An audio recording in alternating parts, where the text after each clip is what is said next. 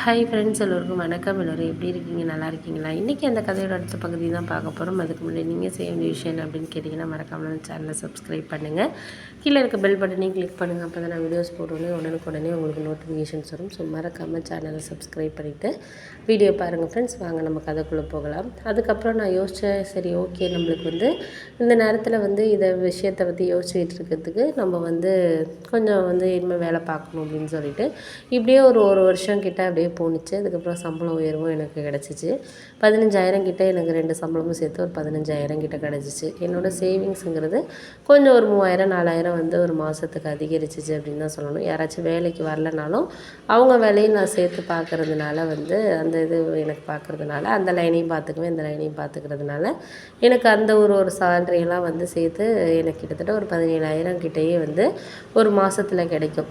அப்போ ஒரு வருஷத்துலேயும் நல்லா வேலை பார்க்குறவங்க அப்படின்னு சொல்லிட்டு செலக்ட் பண்ணி அவங்களுக்கு ஒரு மாத சம்பளத்தை அவங்க போனஸாக கொடுப்பாங்க. தீபாவளி இல்லை பொங்கலுக்கு அப்படி நடக்கும். அந்த வருஷம் நான் போய் ஒரு வருஷம் ஆனதுக்கப்புறம் எல்லோரும் ஒரு 5 பேர் செலக்ட் பண்ணுவாங்க. நிறைய பேர் வேலை பார்க்குறதுல 5 பேர் செலக்ட் பண்ணுவாங்க. அதில் நானும் ஒருத்தன் அப்படின்னு சொல்லிட்டு எனக்கு ரொம்ப சந்தோஷமாக இருந்துச்சு. ஒரு மாத சம்பளம் எனக்கு அது கிடைச்சது என் வாழ்க்கையில் மறக்க முடியாது. முதல் ஒரு ஒரு எப்படி சொல்கிறது, ஒரு சந்தோஷம். நம்ம வேலை பார்க்குறது ஒரு குறைஞ்ச சம்பளத்துக்கு வேலைக்கு போனாலும் அப்புறம் கொஞ்சம் கொஞ்சம் நம்மளுக்கு இந்த அளவுக்கு ஒரு முன்னேறி வந்திருக்குமே அப்படிங்கிறது எனக்கு கொஞ்சம் சந்தோஷமாக இருந்துச்சு. அம்மாவும் கொஞ்சம் என்னை பற்றி கவலைப்படுறதெல்லாம் கொஞ்சம் விட்டுட்டாங்க. முதல்ல ஒரு வருஷம் கொஞ்சம் கஷ்டப்பட்டு கவலைப்பட்டுட்டு தான் இருந்தாங்க.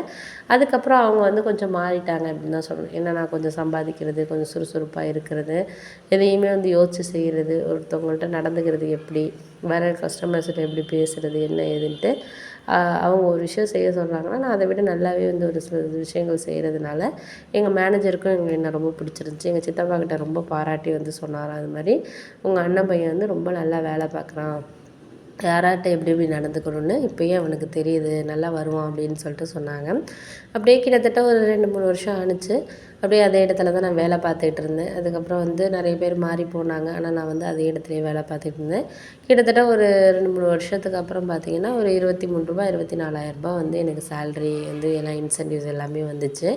அதுக்கப்புறம் எங்கள் வீடு ஓட்டு வீடுங்கிறதுனால நான் கொஞ்சம் சேவிங்ஸ் பண்ண காசெல்லாம் வச்சு கொஞ்சம் மாடி மாதிரி நம்ம கட்டலாம் அப்படின்னு சொல்லிட்டு ஒரு யோசனை வந்துச்சு. ஏன்னா நான் என்கிட்ட கொஞ்சம் காசு இருந்துச்சு. ஒரு கிட்டத்தட்ட ஒரு 3-4 லட்ச ரூபா சேர்த்து வச்சுருந்தேன். அதை வச்சு எப்படியாச்சும் நம்ம ஒரு மாடி வீடு மாதிரி கட்டலாம் அப்படிங்கிற மாதிரி ஒரு ஐடியா வந்துச்சு. அம்மா சொன்னாங்க, ஏன்ப்பா அது இப்போ அதில் எல்லாம் செலவை கொண்டு அவ்வளோ காசை போட்டுட்டு அப்படின்னு சொல்லிட்டு தங்கச்சி கொஞ்சம் நகையாக வாங்கி வச்சுருவோம்ப்பா அப்படின்னோடனே நான் சொன்னேன், அதுக்கெல்லாம் இன்னும் இப்போ தாம்மா தங்கச்சி 10th முடிக்க போகிறா, காலேஜ் நான் அதெல்லாம் பார்த்துக்கினேன், அந்த செலவுக்கெல்லாம் காசு இருக்குது, நர்சிங்க்கு படிக்க வைக்கிறதுக்கு நான் காலேஜெல்லாம் விசாரிச்சுட்டேன், அடுத்த வருஷத்தில் அதை சேர்த்துடலாம். இப்போ நம்ம வீடு கொஞ்சம் ஓட்டு வீடுங்கிறதுனால கொஞ்சம் இதாக இருக்குது. இப்போ இருக்கிறப்பே நம்ம எனக்கு தெரிஞ்ச ஒரு இன்ஜினியர் ஒருத்தர் இருக்கார்.